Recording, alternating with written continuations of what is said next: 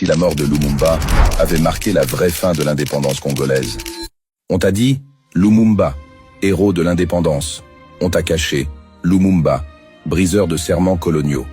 Le 30 juin 1960, pendant que les foules acclamaient, une autre cérémonie avait lieu. Une cérémonie invisible, celle où le Congo était vendu.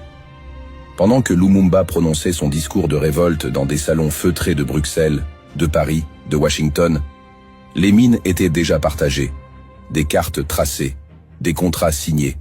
Le cuivre, le diamant, l'uranium, tout cela avait un nouveau maître, les consortiums sans drapeau. Mais Lumumba a vu, il a compris que le Congo n'obtenait pas l'indépendance, il passait simplement d'une cage à une autre.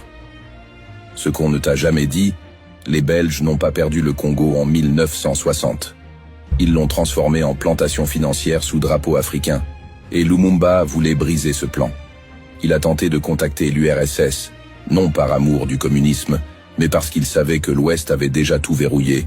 Ce qu'on te cache, la CIA a orchestré son élimination avant même son investiture. Ils avaient un plan, code secret, Project Wizard, un plan signé, validé, budgété. Et quand Lumumba est tombé, ce n'est pas juste un homme qui est mort, c'est un symbole qui devait être effacé à tout prix. On a dissous son corps dans l'acide. On a gardé une dent, comme un trophée morbide, dans un coffre-fort belge. Pourquoi? Parce que pour ses puissances, le cadavre de Lumumba était trop dangereux. Il pouvait réveiller l'Afrique. Et ce qu'on ne te dira jamais, son assassinat n'a pas seulement été politique, il a été rituel. Les lieux, la date, les acteurs. Tout a été choisi pour envoyer un message.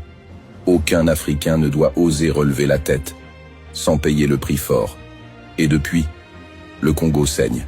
Non par hasard, mais parce que le pacte scellé sur le corps de Lumumba tient toujours. Dans la prochaine partie, tu comprendras pourquoi l'Est du Congo n'est pas un champ de bataille, mais un sanctuaire violé.